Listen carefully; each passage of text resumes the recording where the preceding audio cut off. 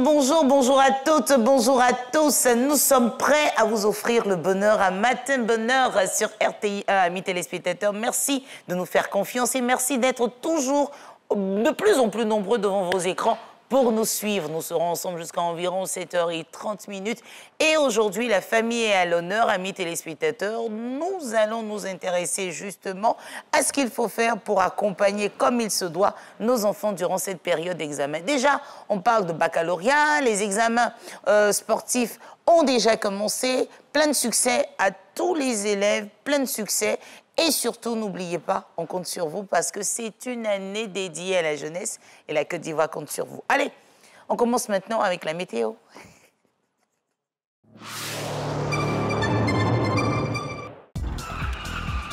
Chaque année, la Côte d'Ivoire enregistre 12 000 accidents de la route qui arrachent la vie à 1400 personnes.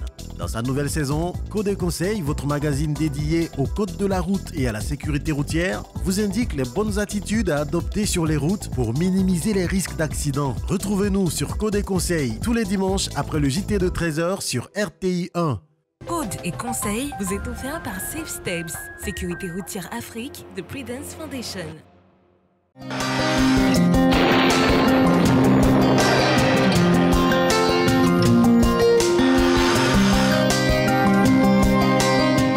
Mesdames et messieurs, bonjour. Ce mardi, dans la matinée, le nord et le nord-ouest connaîtront quelques denses passages nuageux qui donneront localement de faibles pluies. Par la suite, le temps y sera généralement nuageux. Le reste du pays restera sous un ciel généralement nuageux. Les températures prévues pour cette matinée, on aura 24 degrés à Abengourou, 25 degrés dans les villes de Abidjan et Adiaké, 26 degrés à Bondoukou, 23 degrés dans les villes de Bouaké, Bouna et Boundiali, 22 degrés à Daloa, 23 degrés dans les villes de Dimbokro et Gagnoa, 22 degrés à Guiglo, 23 degrés à Kong, 26 degrés à Korogo, 22 degrés à Man, 26 degrés à Odiéné, 25 degrés dans les villes de San Pedro et Sassandra, 22 degrés à Séguéla, 23 degrés à Soubré, 24 degrés à Tabou, 23 degrés dans les villes de Tiasalé et Touba et enfin 22 degrés dans la ville de Yamoussoukro. Pour cet après-midi, le soleil profitera largement des éclaircies offertes par les nuages pour diffuser de sa chaleur sur l'ensemble du pays. En milieu ou en fin de période, l'on observera des bourgeonnements nuageux le long du littoral, à l'est et à l'ouest. Ces bourgeons déboucheront sur des pluies parfois orageuses et relativement faibles. Les températures prévues pour cet après-midi, on aura 33 degrés à Abengourou, 32 degrés dans les villes de Abidjan et Adiaké, 36 degrés à Bondoukou, 35 degrés à Bouaké, 36 degrés à Bouna, 34 degrés à Boundiali, 35 degrés à Daloa, 34 degrés dans les villes de Dimbokro et Gagnoa, 35 degrés dans les villes de Guiglo et Kong, 36 degrés à Korogo, 34 degrés à Man, 39 degrés à Odiéné, 33 degrés dans les villes de San Pedro et Sassandra, 35 degrés à Séguéla, 32 degrés à Soubré, 33 degrés dans les villes de Tabou et Tiasalé, 35 degrés à Touba et enfin 33 degrés dans la ville de Yamoussoukro. Et le soleil et la pluie meubleront le temps sur l'étendue du territoire. Ainsi prend fin le bulletin d'aujourd'hui. À très bientôt sur RTI.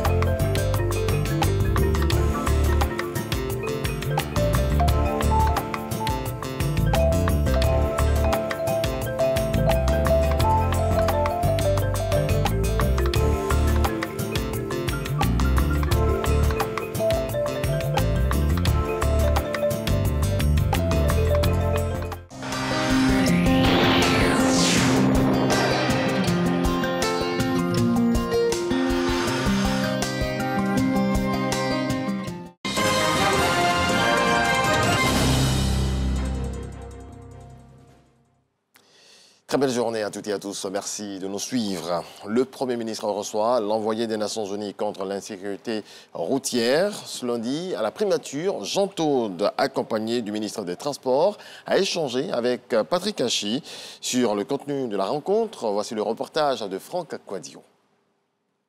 L'envoyé spécial du secrétaire général des Nations Unies pour la sécurité routière est à Abidjan. Cette visite du Français Jean Todt au Premier ministre chef du gouvernement a pour point d'ancrage le triste constat de la recrudescence des accidents, de la circulation et autres expressions d'insécurité routière en Afrique. Et cela, il a tenu à le relever face à la presse en compagnie du ministre des Transports. Malheureusement, tous les ans, 1 300 000 personnes meurent sur les routes dans le monde. Entre 30 et 50 millions de personnes sont blessées avec un suivi par handicap. Et le continent africain est un continent qui est particulièrement touché par les accidents de la route. Et j'ai donc fait la visite de 2 pays, le Sénégal et la Côte d'Ivoire. Le mois prochain, je me rendrai en Afrique de l'Est et ça me permet de parler avec les gouvernements et puis également de voir ce que les gouvernements ont mis en œuvre. Et justement, l'expérience ivoirienne était au centre de cette discussion entre Patrick Hachi et Jean Todt. J'ai été particulièrement impressionné par ce qui a été mis en place par le gouvernement de Côte d'Ivoire, par l'entretien que nous avons eu ce matin, un long entretien extrêmement productif avec le Premier ministre. L'hôte du Premier ministre exhorte à la participation de tous, surtout la presse, à ce vaste projet de sensibilisation. Des éléments extrêmement simples dont nous avons parlé ce matin, comme le port de la ceinture de sécurité à l'avant comme à l'arrière, le port du casque. Donc des casques, et là aussi on en a beaucoup parlé, des casques ventilés, homologués, à un prix accessible.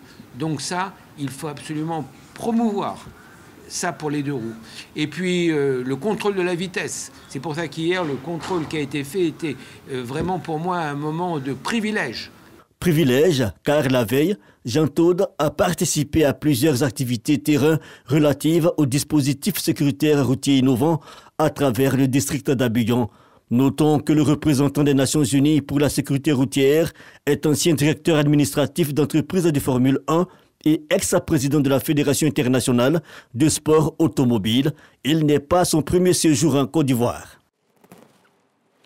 C'est un outil de développement qui a vu le jour dans la cité du Poro. Poro FM, une radio communautaire privée non commerciale, a été inaugurée samedi dernier à Korogo par le ministre de la Communication et de l'Économie numérique, Amadou Koulibaly. Le point de Ami Sissoko. Cette coupure de ruban par le ministre de la Communication et de l'Économie numérique, Amadou Koulibaly, marque la mise en onde officielle de Poro FM sur les 97.9 à Korogo. Fréquence modulable selon votre position dans la région. Mission assignée, éduquer et sensibiliser sur plusieurs thématiques sociales telles la santé et l'autonomisation des jeunes et des femmes. On va ensemble faire un tonnerre d'applaudissements pour Alors nous avons avec nous monsieur le ministre de la Communication. À l'initiative, une ONG locale. Objectif santé et développement. L'idée est de communiquer sur les acquis sociaux et les besoins des populations.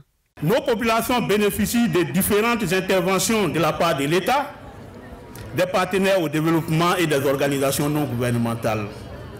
La capitalisation de ces acquis par nos populations pour une pérennisation efficace et efficiente nécessite une grande visibilité et une intensification des activités de sensibilisation, d'où la radio comme outil pour booster ces actions. Force vive, autorité coutumière, 4 fils du district des Savanes, dont le ministre Bruno Nabagno-Koné, Yeo Adama Benoît, directeur général de la Société ivoirienne de télédiffusion, et Stéphane Konaté, capitaine des éléphants basketteurs et égérie de la radio du district, en plus des gouverneurs locaux, tous saluent la pertinence d'un tel instrument média. La radio, faut-il le souligner, est le média le plus accessible, le moins coûteux et le mieux adapté quand il s'agit d'atteindre les communautés les plus isolées ou les populations les plus défavorisées.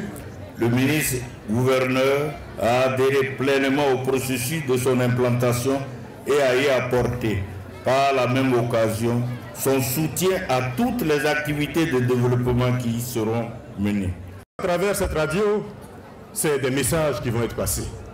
À travers cette radio, c'est de l'information qui va être passée.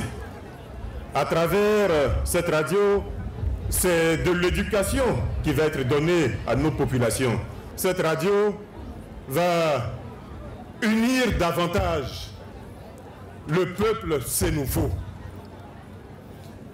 Parce qu'il s'agit de Poro FM qui va couvrir pratiquement toute la zone occupée par les Sénoufos de Côte d'Ivoire. Autorité de tutelle, mais aussi cadre de la région du Poro, le ministre Amadou Coulibaly recommande au personnel dynamisme et efficacité. Poro FM devra, par des programmes riches, attractifs, éducatifs et variés, mettre en relief la nécessité d'entretenir et de développer la paix sociale et la cohésion entre les peuples qui vivent dans nos régions. Je voudrais encourager les acteurs de la radio à se former davantage et à redoubler d'efforts pour se perfectionner, car nous évoluons dans un univers de plus en plus compétitif où la qualité est constamment recherchée. Poro FM est la première radio du genre dans le district autonome des Savanes. Elle couvre les régions de Bagoué, Poro, Tchologo et une partie du Hambol. Dans le reste de l'actualité, l'opposant sénégalais Ousmane Sonko a été condamné ce lundi en appel à une peine de 6 mois de prison avec sursis pour diffamation et injure publique dans l'affaire qui l'oppose au ministre Mambaye. La Cour d'appel a confirmé le montant des dommages et intérêts fixé en première instance, 200 millions de francs CFA. À quelques mois de la présidentielle, le candidat risque d'être inéligible en cas de condamnation définitive. Et puis aux États-Unis, le Title 42, une mesure de l'administration Trump prolongée par Joe Biden et qui permettait, pendant la pandémie de Covid-19, d'expulser sans délai les migrants au Mexique, va prendre fin dans la nuit de jeudi à vendredi. Les États-Unis s'attendent à voir des milliers de migrants affluer. Merci à vous tous de votre attention. On se retrouve à 7 h.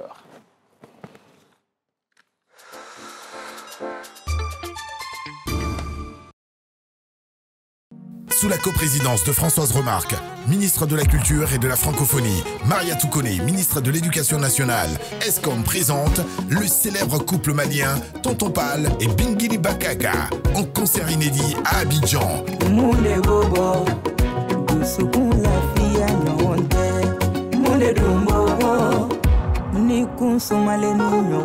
Samedi 13 mai 2023 à 17 h au Palais de la Culture à la Salle Anoumabo.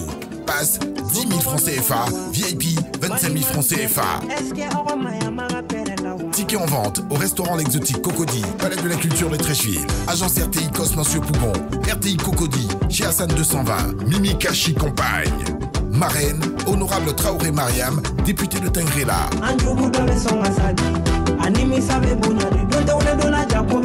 Partenaire officiel, la RTI, Royaume Kate, Raymoné, Masterclass, Mandingo, les résidences ministres, CTE. Partenaire, Mali, Côte d'Ivoire, nous sommes un.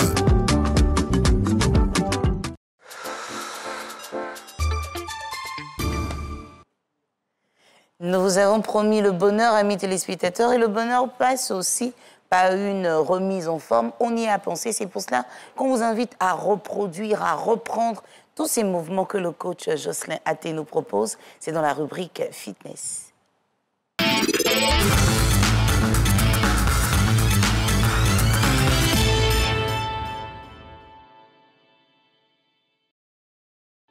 Bonjour à tous, bienvenue à cette séance matinale. Aujourd'hui, nous allons avoir des étirements pour retrouver un tant soit peu de la souplesse. Ok, nous allons commencer tout doucement. Vous allez mettre les pieds sous les hanches et vous allez monter les bras. Vous allez inspirer et vous allez expirer, baisser les bras, relâchez les épaules, détendez-vous. On repart, montez les bras. Cette fois-ci, vous allez entrelacer. Vous tirez, rentrez le ventre, vous descendez un côté, inclinaison latérale, les mains proches des oreilles, vous tirez. Très bien, revenez tout doucement et vous allez changer de côté. Inspirez et à l'expiration, vous descendez tout doucement. Laissez aller le corps, trouvez votre limite et restez un peu. Très bien, revenez. Allongez, inspirez. Et à l'expiration, flexion vers l'avant. Vous allez rentrer le nombril, rentrer le menton, relâchez les épaules. Sentez l'étirement au niveau de l'arrière de vos cuisses, au niveau des ischios. Relâchez la nuque. Vous allez rapprocher le buste au niveau des cuisses. Si vous arrivez, tant mieux. Si vous n'arrivez pas, vous restez. Par la suite, on fléchit et on monte. Grandissez-vous. Très lentement, beau travail. Baissez les bras, soufflez. Séparez un peu plus les jambes. Sortez une main, l'autre main au niveau de la taille. Inspirez. Et à l'expiration, descendez. Allongez. Pas de flexion au niveau du coude. Je vais vous demander d'allonger un peu plus la main. Imaginez que quelqu'un vous prend par la main et vous étire très loin de l'autre côté. Très bien, revenez. Vous allez changer, inspirez, expirez.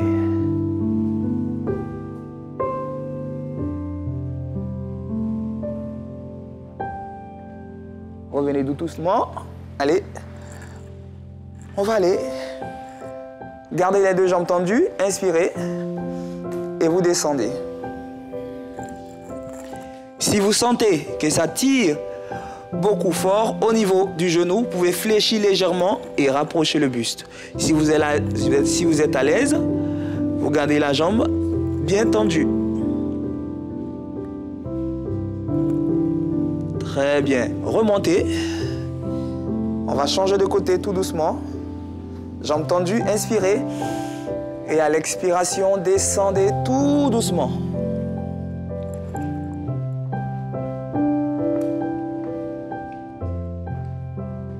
Beau travail. On fléchit. Genoux au-dessus de cheville. On va étirer un muscle qu'on appelle le psoas. Ce muscle permet la flexion de la cuisse vers le ventre. Ok. Poussez la hanche vers le bas. Sentez l'étirement. Sautez la main. Basculez légèrement à l'arrière. Restez 1, 2, 3 et 4. Très bien. On va changer de côté. Tout doucement. Vérifiez que la cheville est en avant, genou à l'arrière, hanche vers le bas, poussez. Sentez l'étirement, sautez la main. Basculez légèrement à l'arrière.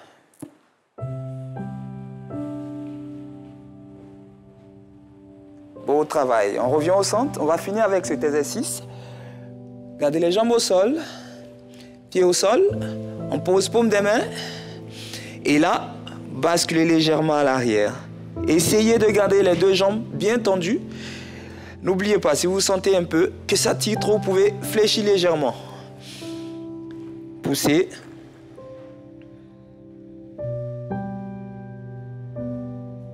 Que 4 secondes. 4, 3, 2 et 1. Beau travail. On fléchit. Et là, on monte, on grandit. Beau travail. Inspirez, puis expirez. Merci infiniment. Sans transition aucune, retrouvons Renaud Kobia et Didier Assoumo. Bonjour messieurs. Bonjour. Bonjour. Alors on va commencer par justement aller dans un pays oui. De l'Afrique de l'Ouest. Oui. On se retrouve où? Au Bénin. Au Bénin. Donc ça c'est pour Matin Express. Oui. Et ensuite on vous retrouve avec Didier pour... Ici à Abidjan. Pour l'intégrale de la revue de presse. Alors, revue des Unes, Matin Express, c'est l'affaire de ces grands messieurs en qui j'ai totalement confiance pour nous donner des informations crédibles et justes. À tout de suite.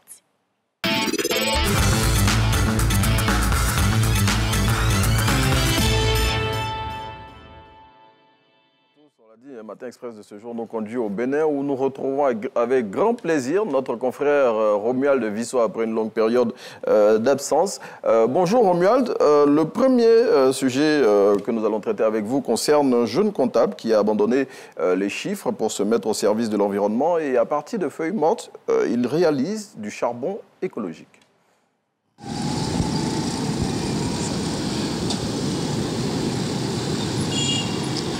Bonjour à vous, Rono Kobia. Il s'agit de Roland Jovi, 36 ans, qui s'occupe à ramasser les feuilles mortes de l'acacia et les carbonise avant de les transformer en charbon écologique. Il dit avoir été choqué par un fait de société. Il y a assez de camions chargés de charbon de bois qui quittent le nord pour venir distribuer. Alors, je me suis dit, mais pourquoi on ne peut pas lutter contre ce phénomène-là? Ce charbon est très économique et ne fait guère de fumée. Et puis avec vous, Romuald, deuxième sujet, il est relatif au célèbre artiste brésilien de graffiti Eduardo Cobra qui a signé une fresque à Cotonou, une œuvre qui relance le débat sur le dialogue interreligieux. Tout à fait, le Brésilien a battu tous les records en matière de graffiti, remet sur tapis le dialogue interreligieux à travers cette fresque. 12 personnes regardent dans la même direction en se tenant la main, mais elles sont de religions différentes. Eduardo Cobra invite à travers son art les citoyens du monde à travailler pour la cohabitation religieuse. J'ai eu à travailler dans plus de 30 pays. Je suis très heureux d'être ici afin de participer et de sensibiliser avec mon art. Je rappelle que c'est la deuxième fois que Cobra foule le sol africain après avoir été au Malawi en 2017. Voilà, merci à Romuald qui nous donnait toutes ces informations depuis Cotonou au Bénin. On espère vous retrouver très bientôt pour d'autres informations concernant votre pays. À présent, on retrouve ici à Abidjan, bien évidemment, notre très cher Didier Assoumou pour l'intégrale de la revue des Unes.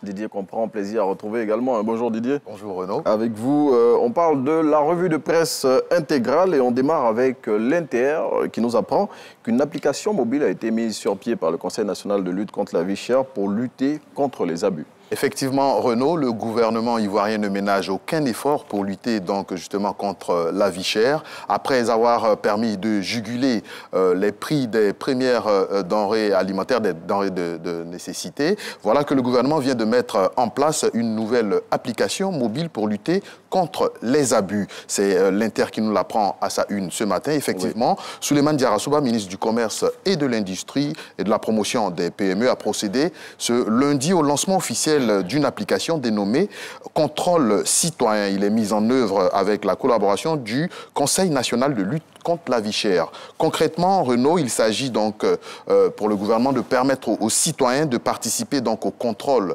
sur les marchés donc des différents prix des denrées alimentaires. Et c'est une nouvelle application qui donc permet à tous les citoyens où qu'ils se trouvent donc de signaler les abus, les cas d'abus sur les différents marchés. Le ministre a tenu à préciser que ce n'est pas une guerre du gouvernement et des populations contre les commerçants, loin s'en faut. Il s'agit justement... Et puis même si c'était le cas, c'est de bonne guerre en tout cas. C'est de bonne guerre, on va le dire ainsi. Et donc nos confrères de l'Inter précisent dans le journal effectivement que les consommateurs peuvent s'inscrire sur la plateforme à travers donc le site internet www.luttecontrelavie-chère.ci. Que vous voyez ici sur votre écran, donc www.luttecontrelavie-chère en un seul mot, .ci, donc vous l'avez dit, plateforme sur laquelle vous pouvez vous inscrire pour dénoncer les cas d'abus. Le ministre l'a dit, peu importe le secteur d'activité. Effectivement. À partir du moment où il y a un abus, allez-y sur ce site internet et puis vous le dénoncez. Et puis bon,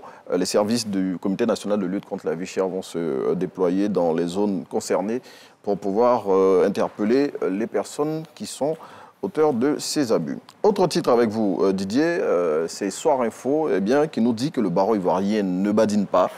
Des avocats ont été radiés et pour certains suspendus. C'est Soir Info qui nous l'apprend à sa une ce matin. Le Conseil de discipline de l'Ordre des avocats de Côte d'Ivoire ne veut pas de brebis galeuses dans ses rangs. La preuve, elle a justement sanctionné certains avocats, notamment pour des manquements à l'honneur et à la délicatesse, pour l'utilisation frauduleuse du logo donc, de l'Ordre des avocats pour certains, et également d'autres avocats poursuivis dans certains dossiers. Je l'ai dit tout à l'heure, l'Ordre des avocats veut donc un ordre qui reflète l'image donc de cette corporation et tient justement à dénoncer, à suspendre, comme c'est le cas aujourd'hui. Pour les avocats indélicats. Indélicats, justement. Et donc, vous retrouverez dans Soir Info de ce jour plus de précisions sur le dossier, sur justement le communiqué produit par le Conseil de discipline des avocats de Côte d'Ivoire. Cette information nous donne l'occasion de passer nos salutations au bâtonnier Maître Claude maintenant et surtout à Maître Vanessa Balleroux, consultante droit ici à Matin Bonheur. On parle de grossesse en milieu scolaire. Le quotidien d'Abidjan nous apprend que 3588 cas de grossesse ont été enregistrés pour cette année selon le Conseil national des droits de l'homme de Côte d'Ivoire. Renaud, c'est les chiffres qui font froid dans le dos. Effectivement, c'est un communiqué pondu par le Conseil national des droits de l'homme qui le confirme. De la période de septembre 2022 à avril 2023, nous avons recensé 3588 cas de grossesse en cours de scolarité, soit une hausse de 5% comparé aux chiffres de l'année dernière qui ont affiché justement 3409 grossesses au compteur, on va le dire ainsi. Alors le Conseil national des droits de l'homme interpelle les pouvoirs publics, les acteurs donc, du secteur de l'éducation à rester vigilants sur justement ce fléau qui gangrène l'école ivoirienne. Les cas les plus élevés justement de ces grossesses en milieu scolaire, précise le journal, on peut les observer dans les régions de la Nawa avec 294 cas. La région du Poro et du Béké, on recense 268 cas de grossesse. Dans la Maraoui, 234 cas de grossesse. Dans le Haut-Sassandra, nous avons 199 cas. La région des Grands Ponts enregistre 154 cas de grossesse. Dans le Go, 145 cas. La Niébitiassa, 144 cas. Renaud, le moins qu'on puisse dire... Ce n'est pas reluisant tout ça. C'est vraiment...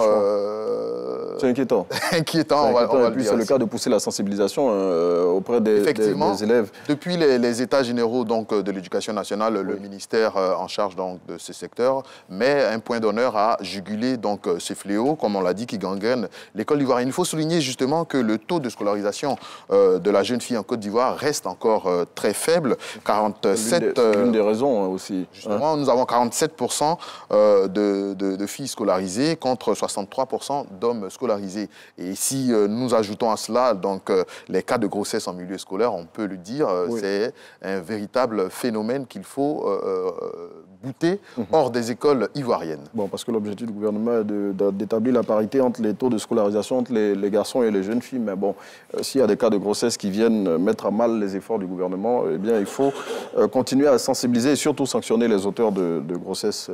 Voilà, des cas de grossesse des jeunes filles en milieu scolaire. Dernier sujet avec vous, Didier. Aujourd'hui, on parle de la Fédération ivoirienne de football, qui a établi un état des lieux de sa gouvernance depuis 1 an que le nouveau COMEX est au pouvoir. 380 jours plus précisément. Il a été élu le 23 avril 2023 pour un mandat de 4 ans. Le patron donc, du football ivoirien a présenté un état des lieux à mi-parcours donc, des 12 premiers mois. C'était au cours d'une conférence de presse animée hier dans la commune de Port-Boué. La direction de la FIF s'est félicitée donc, de toutes ces actions posées en vue d'améliorer les conditions de vie et de travail des sportifs ivoiriens. Le centre technique de Bingerville a été rénové, il l'a souligné, et cette rénovation a permis justement aux espoirs de réaliser des exploits au cours donc, de cette année. Le président de la Fédération ivoirienne de football a également tissé de nombreux partenariats. Au niveau des sponsors. Exactement, au niveau des sponsors, il a souligné également. Et également, dans l'état des lieux, il a marqué justement un point d'honneur à signaler la révalorisation des salaires des acteurs du football ivoirien. Le SMIG pour les footballeurs est de 160 000 pour ceux qui jouent en Ligue 1 désormais, et 100 000 francs désormais pour les joueurs de la Ligue 2. Il a également souligné qu'une subvention de 100 millions est attribuée à chaque club de la Ligue 1. Pour terminer, Idriss Diallo a rappelé qu'il travaillait justement à réunir tous les Ivoiriens autour du football ivoirien juste à travers son slogan « Rassembler pour développer ». Oui, rassembler pour développer. Ce rassemblement-là, il en sera question pour la CAN, la prochaine CAN que la Côte d'Ivoire va accueillir. Le président s'est dit confiant que l'équipe nationale pourra justement remporter cette coupe, pourquoi pas, pour le bonheur donc des Ivoiriens. En tout cas, c'est tout l'espoir qu'on a. Et puis, bilan, on peut le dire, positif pour cette première année de gouvernance du nouveau comité exécutif de la Fédération ivoirienne de football. Et puis, le président de la Fédération ivoirienne de football l'a dit, les regards sont tournés vers cette CAN-là, dont l'objectif pour le COMEX, en tout cas, est de réunir tout ce qu'il faut comme conditions pour que les athlètes évoluent dans de bonnes conditions. Absolument. En parlant d'athlètes, on va parler de l'équipe nationale de Côte d'Ivoire et puis, voilà, nous ramener la coupe. C'est ça l'objectif. Très bien. Allez, merci. Le moins qu'on puisse dire, c'est qu'on espère vraiment que cette coupe reste en terre ivoirienne. En tout cas, c'est tout l'espoir qu'on a. Didier, merci. Merci d'être venu partager avec nous tous ces titres de l'actualité nationale. Et puis, on va passer le relais à Naomi avec son charmant sourire pour continuer à entretenir nos téléspectateurs. En profiter parce que je vais vous laisser en cours de chemin. Ce sont les vacances, vous voyez. Tout doucement, tous ceux qui ne sont pas en classe d'examen scolaire, comme nous qui sommes au CPE, là, on aura beaucoup de choses à faire. Il va falloir garder justement rendez-vous sur toutes les chaînes du groupe RTI. Mais après nous qui sommes au CPE, à l'SIM2, 3e, on aura un invité tout à l'heure qui va nous aider justement avec des conseils pratiques pour accompagner nos enfants. Vous avez des enfants qui passent des examens cette année? Au CM2. CM2. Oui. Et ils sont tout mignons, tout petits, ils sont stressés, c'est souvent difficile de les accompagner. Mais en tout cas, messieurs, merci d'être passés. Merci. On a rendez-vous quand? Mardi prochain. Mardi prochain. Pour l'intégrale de la revue de presse avec Didier Assou. J'allais dire de revenir jeudi, mais bon, d'accord, on va se contenter de vous revoir mardi prochain, messieurs. Nous aussi, on va aller dormir. Alors, ici, on sait rire, on sait prendre le temps de vous récompenser, amis téléspectateurs. Et pour le challenge numéro 30, on attend M. Kofi Charles qui va être sur ce plateau pour recevoir le prix de l'équipe de production de la matinale. Et concernant le nouveau challenge, le challenge numéro 31, amis téléspectateurs, voici la question. Je sais que vous l'attendez depuis hier. Quel est le repas proposé pour... lors de l'émission du vendredi 5 mai 2023. Comment répondre? Comment participer? Comment justement avoir toutes les chances de pouvoir repartir avec le gros lot? On vous donne la réponse juste après notre jingle.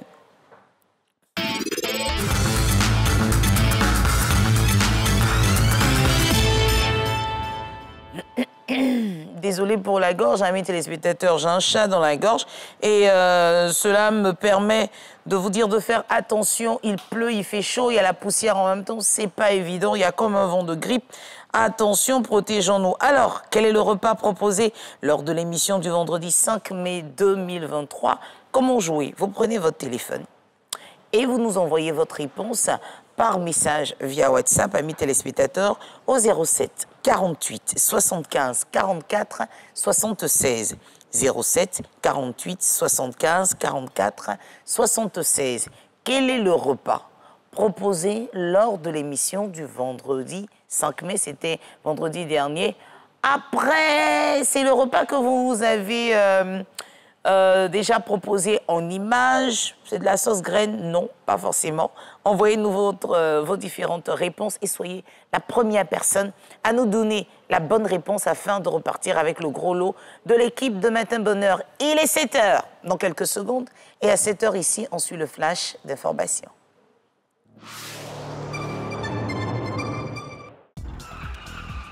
Chaque année, la Côte d'Ivoire enregistre 12 000 accidents de la route qui arrachent la vie à 1400 personnes.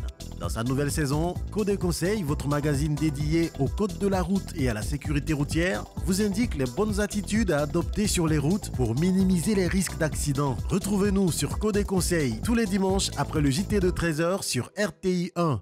Code et conseils vous est offert par Safe Steps, Sécurité routière Afrique de Prudence Foundation.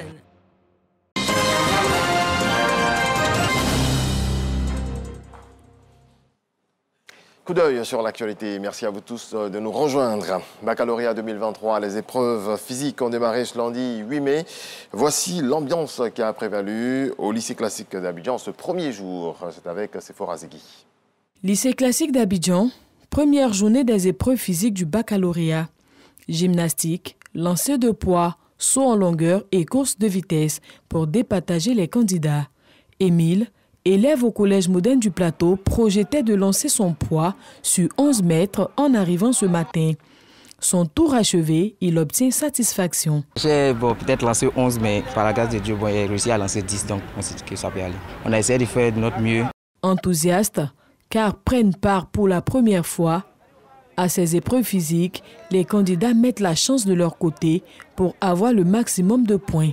Je me suis très bien préparé depuis la rentrée et j'étais très impatient pour affronter cette épreuve aujourd'hui. Dans ce centre, 480 candidats issus de 4 établissements scolaires. Tous présents à leur poste, les enseignants et évaluateurs sont satisfaits des premiers résultats. Ils sont quand même bien préparés parce que là, ceux qui viennent d'arriver, voilà, le premier, la 9,98, c'est un bon temps. Et on trouve que la condition physique est là. Je vois bien que les cours ont été bien assimilés à travers ce qu'on vient de voir tout à l'heure. À la mi-journée, Éloi Quadio, chef du secrétariat, fait le tour pour s'assurer du bon déroulement des épreuves. Quelques absences signalées, mais cela n'a aucun incident sur la tenue de l'examen. Dans les cas de maladie, 2 personnes, maintenant il y a une dizaine d'élèves qui sont absents. Ensemble, tout se passe bien. Avant l'école habillée, tu en fais déjà à la rentrée, essayer de fouiller les enfants pour vérifier leur convocation. Les épreuves physiques marquent le démarrage effectif du baccalauréat 2023. Bonjour Paris 2023, le spectacle des humoristes organisé par la RTI s'est déroulé ce week-end. L'événement a tenu toutes ses promesses. Le public était au rendez-vous, les humoristes à la hauteur. C'est ce que nous apprend Parga se reconnaît. Espace Martin Luther King de Paris. Nous sommes à moins de 2 heures de Bonjour Paris, que déjà dans le hall, les spectateurs mobilisés s'impatientent à regagner la salle du spectacle. Personne ne veut se faire compter l'événement. Pour certains, c'est une première. C'est la toute première fois, je n'avais pas entendu parler avant, donc c'est la première fois et je suis super intéressée. J'ai hâte de voir comment ça va se passer. On vient en belle famille, l'unité, ensemble, on vient pour rigoler. Et on big up Boaké, la belle famille ici, nous voit. Et pour ceux qui ont réussi à avoir accès à la salle après l'ouverture des portes, compte le temps. Actuellement, on est pressé parce qu'on veut les voir vraiment et vraiment ça va faire plaisir à toute la famille. Si le public, lui, est impatient de voir le spectacle, dans les coulisses, humoristes, comédiens et artistes-chanteurs se disent stressés mais confiants pour assurer au public parisien un bon et beau spectacle. Le stress y est mélangé. Ouais, nous sommes à quelques secondes de monter sur le podium de Bonjour Paris 2023. Pour moi, je vais dire que c'est un challenge. Très prêt pour la soirée. Vraiment, on va cartonner ce soir. RTI, ils ont confirmé Paris. Je suis prête pour faire du BIM. Quant aux techniciens de la RTI et de la diaspora, ils procèdent au dernier réglage. Oui, nous sommes prêts actuellement, c'est la RTI quand même. Dès le démarrage du spectacle, humoristes, comédiens et chanteurs sur le podium tiennent le public en haleine. Papa, là tu as dû réussir. Ah, tu connais même plus ton village. La prestation des humoristes est fort appréciée par le public de la capitale française, mais également par les partenaires de Bonjour. C'est extraordinaire, c'est quelque chose de magique en fait. Et nous remercions toute l'équipe de la RTI et merci pour tout ce que vous faites pour la diaspora. On les voit de près aujourd'hui et c'est un spectacle de très grande qualité. Je finis pas de rire sincèrement. Big up à la RTI. Chez nous, on construit les maisons nous-mêmes et vous venez, vous choisissez la maison qui vous plaît. Tout comme le public, L'ambassadeur de Côte d'Ivoire en France représentant le ministre d'État Kandia Camara, marraine de cette édition, et le directeur général de la RTI se réjouissent de la prestation de l'ensemble des artistes. C'est une soirée exceptionnelle que nous avons vécue. Bravo aux artistes, bravo à son Excellence l'ambassadeur, à la marraine, la ministre d'État Kandia Camara, à tout le public, à l'équipe de la RTI, à tous les Ivoiriens, tous les Africains et les amis de l'art qui sont venus vraiment communier avec la RTI à ce bonjour. Madame la ministre d'État Kandia Camara nous a recommandé de la représenter et de traduire à nos compatriotes sa satisfaction. C'est toute la culture ivoirienne qui est célébrée ici à Paris. Et je dis merci à la RTI. Bonjour Paris, une opportunité exceptionnelle pour reconnaître les valeurs, les mérites et le talent de la comédienne Adrienne Coutouin. Vous êtes faite docteur honoris causa du Centre international de recherche académique du Texas aux États-Unis.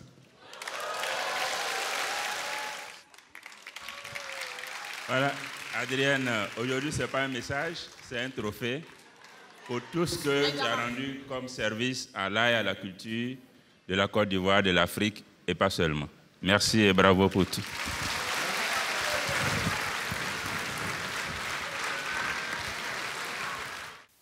En plus des humoristes, plusieurs artistes et chanteurs ont apporté une note de gaieté à cette 3e édition de Bonjour Paris.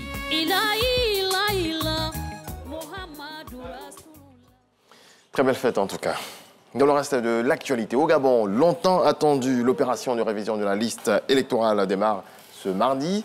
C'est une opération capitale car les inscrits sur la liste électorale participeront à 3 scrutins, à savoir présidentielle, législative et locale. Selon la Constitution, l'élection présidentielle doit avoir lieu cette année entre juillet et août, soit dans 3 mois au maximum. Et puis du football, la guerre des étoiles reprend ce soir avec un autre goût, celui des demi-finales de la Ligue européenne des champions. Duel au sommet entre le Real Madrid et Manchester City. Un match de gala pour un remake de 2022. Les deux équipes avaient alors joué 2 matchs de haut niveau et les Merengues l'avaient emporté. Cette année, le Mancunien Haaland pourrait jouer les troubles fêtes. Il est l'attaquant le plus prolifique cette saison. Mais en face, il ne faut pas les oublier non plus, les acteurs de l'échec de City sont tous présents. Rodrigo, Vinicius ou encore Karim Benzema. Match aller à suivre donc ce soir à partir de 19h temps universel. Merci à vous tous, très belle journée. Je ne vous ai pas vu rire en fait, donc c'est ce que j'attendais.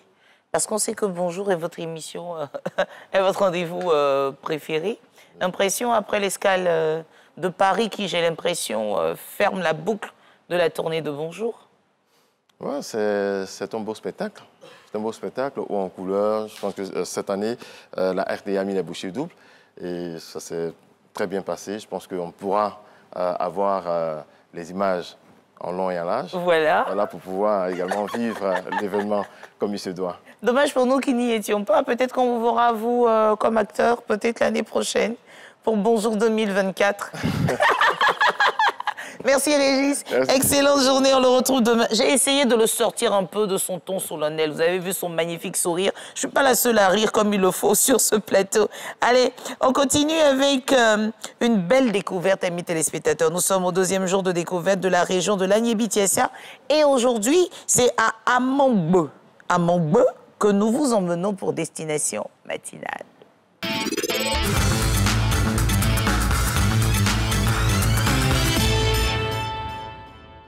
Amangbe, souvent orthographié Amangbo, est un village de la sous-préfecture de Rubino appartenant au département d'Agboville. Les braves habitants d'Amangbe, qui sont estimés à 4700, sont des abbés. Ce sont des agriculteurs.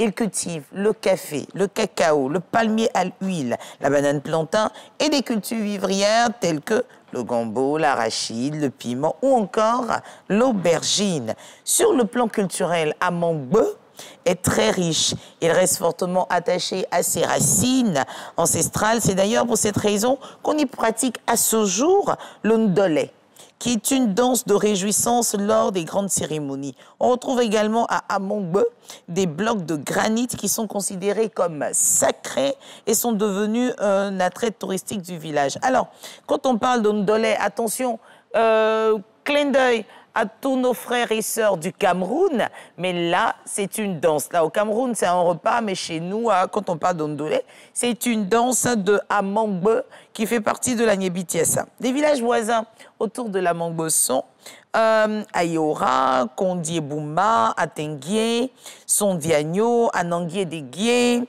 Andé, Guabo, Oulenzoué, Ofa, Kanfo, Sea, Nyambogo. J'espère avoir bien prononcé les noms de ces différents villages. Et puis, on voudrait vous inviter à y faire un tour. Ce sont les vacances. Cherchez peut-être des idées où on ira avec les enfants. Comme on passera les vacances, ben, on peut se retrouver à Amongbe, qui est un très, très beau village. En plus, c'est pas très loin d'Abidjan.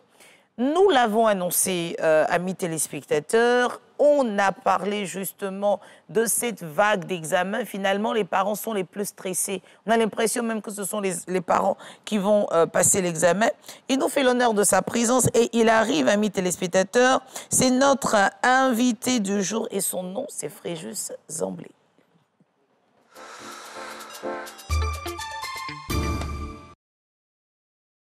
Sous la coprésidence de Françoise Remarque, ministre de la Culture et de la Francophonie, Maria Toukoné, ministre de l'Éducation nationale, ESCOM présente le célèbre couple malien Tonton Pal et Bingili Bakaka en concert inédit à Abidjan.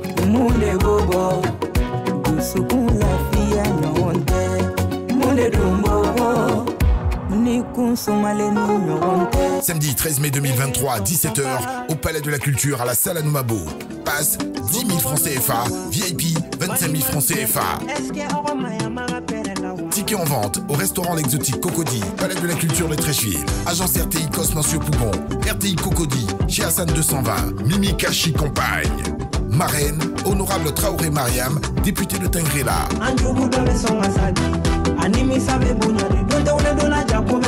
Partenaire officiel, la RTI, Royaume Kate, Raymone, Masterclass, Mondingo, les résidences ministres, CTE. Partenaire, Mali, Côte d'Ivoire, nous sommes un.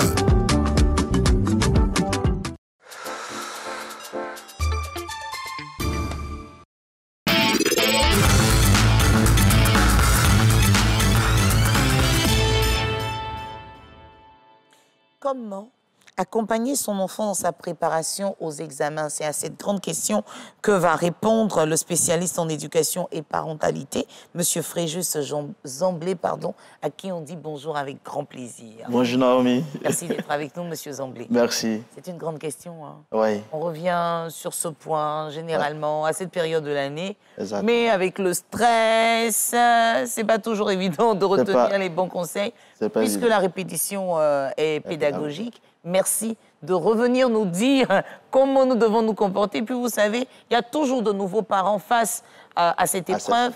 L'année dernière, c'était d'autres qui avaient leurs enfants qui sont passés. Ouais. C'est à notre tour cette année. Ouais. Qu'est-ce qu'on doit faire exactement? Alors, on doit faire beaucoup de choses. D'abord, il faut savoir que la période de préparation des examens suscite beaucoup de stress. Ouais. Donc, ce n'est plus le moment de revenir sur les manquements de l'enfant au premier trimestre, au deuxième trimestre, au troisième trimestre. Donc, on aura des enfants qui eux-mêmes n'ont pas bien travaillé déjà les trimestres passés. Ils sont déjà inquiets, ils sont déjà stressés. Mais la période de la préparation va leur permettre donc de pouvoir rattraper. Donc, attention encore une fois de plus à ne pas dire, mais tu vois, premier trimestre, tu as raté, deuxième trimestre, mais qu'est-ce que tu iras faire à l'examen? Finalement, on attire l'attention sur les manquements de l'enfant et on oublie les nôtres parce que justement, quand l'enfant n'a pas bien travaillé le premier trimestre, nous aussi, parents, on aurait dû se mettre en cause et trouver des formules pour accompagner l'enfant, n'est-ce pas? Exactement. On entend souvent des parents dire que tu ne vaux rien en mathématiques, tu ne vaux rien en français, tu n'as pas eu la moyenne. Souvent, quand je fais mes interventions, je dis, on appelle ça déplacer le problème. Parce que c'est pas ça la chose à faire. Mettre un enfant à l'école, c'est un investissement. Et lorsqu'on fait un investissement, naturellement, on attend les retours sur investissement. Alors, pour garantir l'investissement, il y a un certain nombre de choses à faire. Donc, la bonne question à se poser, c'est qu'est-ce qui n'a pas fonctionné? Et généralement, je dis aux parents, la meilleure manière d'évaluer les difficultés de l'enfant, il y a deux choses. Si on pense qu'on est assez brillant, on a été assez brillant à l'école, qu'on a les capacités de le faire, on peut évaluer nous-mêmes. Ou bien, la meilleure chose à faire, c'est de rencontrer les enseignants. Eux, en tant que techniciens, ils pourront nous dire, ton enfant en mathématiques, on pense que voici d'où vient le problème. En français, voici d'où vient le problème. Donc ça, c'est le premier diagnostic.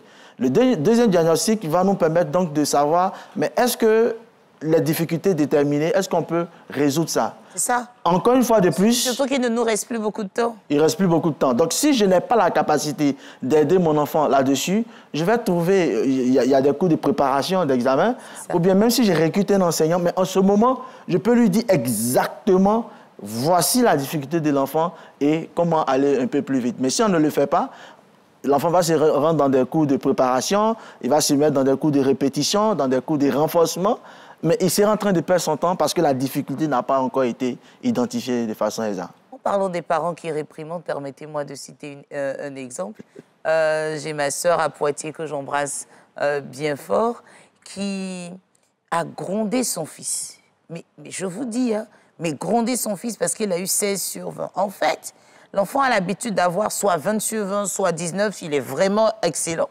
Donc pour un 16, la mère qui pique une crise, mais dans une colère. Et à un moment donné, elle dit, mais toi-même, tu avais combien à l'école avant? L'enfant mène 16. Dis-lui simplement qu'on attend mieux, mais tu ne te mets pas à comment je vais dire, à crier, à injurier, à menacer. C'est inadmissible. Tu ne peux pas avoir 16. Pourtant, nous-mêmes parents, on avait combien? Donc, j'ai tellement apprécié la démarche qu'à un moment donné, elle a fait une introspection. Elle est partie présenter ses excuses à son fils. Et puis, elle lui a dit, mais tu nous as habitués à de meilleures notes. Donc, tu ne peux pas regresser. Et en parlant avec l'enfant, elle s'est rendue compte qu'à cette période-là, il avait un petit souci avec un ami de classe. Donc, je pense qu'à partir de la communication, il y a certaines choses qu'on peut régler, il y a certaines difficultés qu'on peut détecter. Bon, là, on a compris, on ne crie pas sur l'enfant, on ne crie pas sur nous-mêmes aussi, on fait quoi? Là, on a détecté qu'il y a des difficultés. On va réviser. On révise comment? Alors, je vais proposer un tableau. Et ce tableau-là, il est super magnifique. On le partage depuis 5 ans avec tous les enfants dont on est en charge. Alors, il s'agit de faire un tableau de difficultés. Donc, par exemple, on va prendre mathématiques. Très bien. Le tableau, la première colonne... Une des bêtes noires de plusieurs élèves. Oui, et c'est justement... Je commence par les mathématiques parce qu'en réalité, c'est... Tout à l'heure, tu as dit quelque chose avant de revenir sur le tableau qui est très important pour moi. Tu sais, en Afrique, l'échec coûte cher. L'échec coûte cher. Du coup, nous, les parents, à la limite, nous sommes à la pointe des pieds, quoi. C'est ça. Sur la pointe des pieds. Dès qu'il y a quelque chose qui ne va pas, on se dit que c'est pas normal. Non, c'est pas bon. C'est pas bon. C'est pas juste, tout ça. Mais il y a un principe qui va nous aider. Le principe dit, la maladie la plus grave qui pourrait arriver à un parent, c'est l'amnésie parentale. Waouh. Ça veut dire que nous-mêmes, on a oublié qu'on a tapé les poteaux et qu'on doit pouvoir comprendre que certainement, il y a quelque chose qui a dû se passer et qui n'a pas maîtrisé. Vous avez vu l'histoire sur les réseaux sociaux où le père engueulait à chaque fois son enfant pour lui dire « Je suis tout le temps premier, j'étais celui qui avait les meilleures notes. » Et un jour, l'enfant lui apporte une note. Il ne regarde pas, en fait. L'enfant a trouvé dans ses affaires une note où il n'avait vraiment pas la moyenne, proche de 0. En fait. Il se met à insulter l'enfant. L'enfant dit « Papa, c'est pas ma note, regarde le nom. » Ça, c'est grave. Mais bon, juste pour rigoler un peu, mais c'est sérieux. Oui. Amnésie parentale, Amnésie parentale, c'est grave. On fait croire aux enfants qu'on est parfait, qu'on n'a rien eu à se reprocher dans le temps, alors que c'est même pas le moment là de faire notre bilan. Même pas. Mais c'est de trouver les mots pour remettre l'enfant en confiance. Et comme je reviens au tableau, la première colonne, donc, ce sont les chapitres. Deuxième colonne, donc, je fais un tableau. Première colonne, chapitre. Deuxième, niveau de difficulté. Et troisième, observation. Donc, dans l'observation... C'est le parent. C'est le parent qui fait ça avec l'enfant. Il peut aider l'enfant. Enfin, s'il est à la maison. Hein. S'il est à la maison, bien entendu. Ou bien, il peut simplement expliquer ça à l'enfant pour que le répétiteur, si l'enfant est répétiteur, ça puisse permettre au répétiteur d'aller un peu plus vite. Chapitre. Chapitre, niveau de difficulté, et puis observation. Observation, Ça veut dire quoi? Donc, je suis en terminale D. Aujourd'hui, là, si vous regardez terminale C, terminale D, ils sont tous en train de faire les fonctions. Et puis, ils font 4 heures sur une fonction. Mais ils ne comprennent pas qu'en réalité, la fonction, c'est l'ensemble de tout ce qu'ils ont vu en mathématiques depuis le CP1.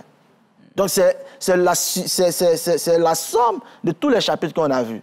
Donc, par exemple, je commence une fonction. Je vois que, par exemple, les limites, je ne maîtrise pas. Donc, dans chapitre, je vais mettre limite. Mon niveau de difficulté en limite, peut-être, c'est très bas. Donc, je dois pouvoir me donner un délai. Puisque à partir d'aujourd'hui, on peut savoir exactement, il nous reste combien de temps pour l'examen. Donc, on peut déterminer la période où on va régler ça. Si je prends français, peut-être, il ne sait pas comment faire le résumé. Donc, chapitre, quand je vais faire le tableau de français, en chapitre, je vais mettre résumé, méthodologie du résumé. Niveau, peut-être moyen, il y a certaines choses que je maîtrise, il y a certaines que je ne maîtrise pas. Et puis, je vais me donner un délai. Donc, ça donne un tableau, un plan d'action à l'enfant à suivre. Donc, il sait qu'aujourd'hui, il vient étudier, mais il doit faire, par exemple, la méthodologie peut-être de la dissertation, introduction. Et il a un délai. Et ça permet non seulement aux parents et à l'enfant, et s'il y a un répétiteur, ou bien il fait un coup de renforcement pour l'examen, ça permet de suivre et on arrive à évacuer les difficultés au fur et à mesure jusqu'à l'approche de l'examen. Et si jamais on a trop de difficultés, le temps ne suffit pas? Non, justement, si on a trop de difficultés, là, c'est plus grave. Parce qu'en ne faisant pas ce tableau, on a l'impression que c'est tout le monde qu'on ne comprend pas. On aura des enfants qui diront, quand tu leur demandes, mais qu'est-ce qui ne va pas, tonton? Je ne comprends rien même. C'est gâté même. C'est gâté, je ne comprends rien. Mais justement, forcément, il y a des choses qu'il sait. Mais comme dans sa tête, la difficulté est grande, d'accord, il n'arrive pas à faire un planning adapté pour la préparation. Donc, c'est ultra important. Je vais demander à tous les parents, dès ce soir, de déjà faire ce tableau-là avec leurs enfants. Si on a un répétiteur, qu'il assiste à cela. Et comme le répétiteur, il est là pour l'aider, bien entendu, ça lui permettra d'aller directement travailler sur les difficultés et les évacuer au fur et à mesure. Toutes les franges sociales suivent Matin Bonheur. Oui. Et parmi elles, on a des parents qui n'ont pas les moyens de pouvoir prendre un répétiteur et qui n'ont pas les moyens eux-mêmes de pouvoir encadrer les enfants vu qu'ils ne savent ni lire ni écrire, ou encore ils peuvent lire et écrire, mais ils n'ont pas un niveau assez élevé pour accompagner leurs enfants. Qu'est-ce qu'ils devraient faire?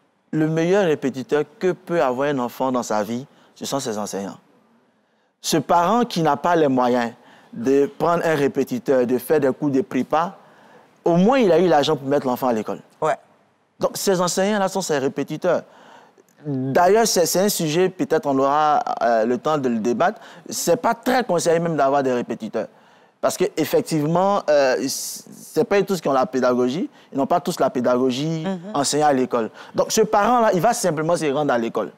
Professeur, mon enfant là, moi, mais il voit ça ne va pas. Quel est le problème? Comment tu peux faire pour l'aider? L'enseignant, je dis toujours, ce sont des techniciens. Ils peuvent nous dire exactement d'où vient la difficulté. Peut-être il est en 3e. On dit son problème de français, là, c'est depuis 6e. Il y a un point de grammaire qu'il n'a pas maîtrisé. Donc, le parent, simplement, il peut prendre bien notre professeur. Comment tu peux m'aider? Parce que l'une des choses qu'on ne sait pas, c'est que souvent on se plaint des enfants. On dit non, tu ne vaux rien. Mais lui-même, il ne sait pas qu'est-ce qui ne va pas. C'est très, très courant dans les enfants, chez les enfants. Il n'y a pas de diagnostic. Lui-même, il ne sait pas. Il fait le maximum. Il fait le maximum d'efforts. Et nous, on a l'impression qu'il ne fait rien. Or, si on consulte un enseignant, un technicien, il pourra nous dire. Ensuite, avec cet enfant, je suis allé voir ton enseignant. Il dit, tu as un problème en grammaire. Fais les exercices, d'accord? Et puis, présente à l'enseignant, il va corriger. Certainement, les enseignants nous suivent. Si l'enseignant aussi est disponible. Je n'ai pas envie d'être l'avocate du diable, mais franchement, il y a beaucoup d'élèves, il y a beaucoup de choses à gérer. Après, ils sont un peu fatigués, il faut corriger les notes, sans compter que la vie est dure, donc il faut aller gérer les gombos. Le gombo. De cours du soir ailleurs, tché. Non, mais ce que j'ai remarqué... sera vraiment disponible? Non, ce que j'ai remarqué, c'est que les enseignants aiment ce genre d'initiative. Ils adorent ça. Même si tout de suite, il ne va pas te donner, il va pas corriger, il pourra te donner rendez-vous. Et aujourd'hui, je pense que de plus en plus, c'est une communication qui circule dans les écoles. On demande aux enseignants d'être un peu plus disponibles pour les enfants. Donc, si lundi, j'ai fait mon exercice que j'ai déposé chez l'enseignant, le vendredi, au moins, il peut corriger. Et c'est une seule feuille. À 10 heures, qu'est-ce que j'ai fait? Je peux aller le voir. Ah, monsieur, je vais vous donner une feuille là. Est-ce que je peux avoir la correction? Même s'il n'a pas corrigé comme ça en détail, il peut nous dire, voici tel point et il faut travailler tel point. Je pense que ça pourra t'aider. Donc, tout le monde doit s'y mettre. Tout le monde doit s'y mettre. Parents, élèves, étudiants, tout le monde s'y met. Mais là... Et après quand l'enfant a fini de faire tous ses efforts, il faut l'encourager. Il faut lui dire, je crois en toi. Tout à l'heure, je lui disais dans les coulisses qu'on a vu des enfants qui avaient 7 des moyennes au premier trimestre, 7 des moyennes au deuxième trimestre, 7 des moyennes au troisième trimestre. Ils ont eu le bac et la mention. Oui, c'est arrivé, effectivement. On a plein de cas comme ça. Donc aujourd'hui, on va pas se dire que non, comme il n'a pas eu déjà, moi-même, je suis découragé. Lui, là, sa tête, là, quand tu le regardes, là, il ne vaut rien. C'est pas le moment. On va aller faire la pâtisserie, c'est mieux. En oubliant qu'en pâtisserie aussi, il faut des calculs là-bas. Il y a des coûts. Ouais. Donc l'idée, c'est vraiment de l'encourager, de lui dire que nous sommes avec lui, même si on n'est pas forcément technicien, même si forcément on ne peut pas l'aider, il faut qu'on lui montre qu'on le soutient. Et on fait quoi de ces enfants-là, qui nous donnent toujours l'impression qu'ils n'ont pas conscience que ce sont les examens, mais qui viennent de l'école, qui jettent le sac, qui vont jouer? On fait quoi d'eux? Non, tu sais, il y a beaucoup d'enfants qui sont dépassés aujourd'hui. Récemment, en fin de 3e trimestre, il y a une école qui nous appelle, partenaire. On vient, on rencontre les enfants. Mais ça, à la limite, ils s'en foutent, quoi.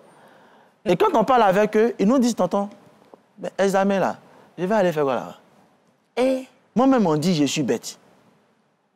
C'est pourquoi je trouve que le thème d'aujourd'hui est très intéressant. C'est-à-dire, l'enfant, il est arrivé à un niveau où il s'est dit que c'est plus la peine. C'est Cabrimo, il est déjà couché. On est déjà couché. Est-ce que quelque chose peut nous aider? On ne peut plus tomber. Voilà, donc je pense que c'est ça. L'autre chose, c'est que, tu vois, aujourd'hui, beaucoup d'enfants n'ont pas de techniques et méthodes d'apprentissage. Ils ne savent pas comment on étudie. Donc cet enfant, il a fait tout ce qu'il pouvait. Ça n'a pas marché. Allez, le ballon est mieux. Donc lui, il dit, bon, cette affaire d'étudier, là, on va laisser ça et on va aller s'amuser. Mais je te promets que cet enfant-là, si tu lui montres comment il étudie, comment s'organiser, mais il s'engage parce qu'il comprend en fait. C'est normal. Moi, je viens travailler à la RTI, je n'ai pas de formation. J'ai un seul jour à faire ici. Le lendemain, vous allez me chercher, mais Fréjus Zambi, il est passé où? On dit, ah, il n'est pas venu aujourd'hui. Mais c'est parce que c'est difficile pour moi. C'est parce que je ne comprends rien et à la limite, ça m'ennuie. Je préfère faire ce que je maîtrise là, en fait. Donc, c'est ce qui arrive à ces enfants-là. On a l'impression qu'ils ne sont pas intéressés, mais eux-mêmes, ils sont en difficulté. Ils ne comprennent pas qu'est-ce qui ne va pas. Et les parents qui sont censés faire ce diagnostic avec eux, mon fils, qu'est-ce qui ne va pas? École là, pourquoi tu n'aimes pas l'école? Nous sommes en train toujours de leur dire, mais toi, tu es bête, mais toi, tu es raté, mais toi, là-même, là, tu vas faire quoi à l'école? On a 30 secondes pour donner un petit conseil aux parents lorsqu'ils constatent justement que l'enfant a perdu toute confiance en lui. Comment on ramène l'enfant à avoir confiance en soi, surtout que c'est généralement nos propos qui ont détruit l'enfant? Il faut d'abord discuter avec lui, il faut lui demander qu'est-ce qui ne va pas, et que nous, les parents, nous sommes très disponibles pour l'aider, et on l'écoute. Première séance, ça ne va pas prendre. Donc, généralement, on demande aux parents de faire ça de façon régulière pour permettre à l'enfant, à un moment, de comprendre que ce n'est pas piège. Parce que souvent, sinon, on pose des questions de piège. Donc, l'enfant, après, il dit, mais qu'est-ce qui va se passer? Mais si on répète, on revient là-dessus, à un moment, il comprend que, effectivement, on va l'aider. Et ce que je vais demander, c'est quand la communication a été interrompue comme ça, c'est mieux de prendre une personne extérieure. Ah, pour nous aider. Oui, pour nous aider. Donc, la personne va discuter avec elle. Dans la famille, généralement, il y a toujours un tonton, une tantine. Voilà, exactement. Que l'enfant aime bien. Voilà. On peut demander du renfort. On peut demander du renfort. Et lorsqu'il s'ouvre à cette personne-là, on vient vers elle encore. Oui, mais j'ai constaté que tu as tête. Comment on fait pour t'aider? Et bien entendu, ensemble, forcément, on va trouver les solutions.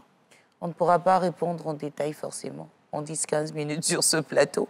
Mais merci pour ces pistes que vous nous avez données. Je retiens le tableau qui nous permet d'avoir un schéma pour réviser avec les enfants. Et il faudrait que chaque parent puisse s'impliquer. Zamblé Fréjus, merci beaucoup. Merci. Et je vous remets ce texte à lire pour la citation matinale. Mais avant, dites-moi, qui vous a habillé ce matin? Quel est le styliste qui nous a fait ce chef-d'œuvre? Phase Collection, donc c'est ma femme. Voilà. Mais mettez-vous là. C'est Matin Bonheur, c'est comme ça. C'est votre épouse qui fait ça? Oui. Ah bon? Elle n'habille pas les femmes, voilà. Afin à commencer. Elle habille les femmes. Donc, c'est quand elle pourra nous habiller aussi? Je pense que très bientôt. J'aime bien ce jeu de couleurs. C'est du lin? Oui. Quoi qu'il ne faut pas beaucoup de choses pour être bien mis. Et ce matin, on voudrait saluer le peuple togolais, particulièrement Kavelik, qui nous a habillés ce matin. Bientôt, ça sera l'épouse de tonton Zamblé, qui va aussi s'occuper de nos tenues. On va vous dire au revoir avec cette citation matinale. La première règle de la réussite, ne jamais remettre au lendemain l'exécution d'un travail. Non à la procrastination, c'est ça, non? Exactement. Ne remettons pas à demain, on peut retrouver malheur en chemin. C'est ici qu'on vous dit merci de nous avoir suivis. À demain.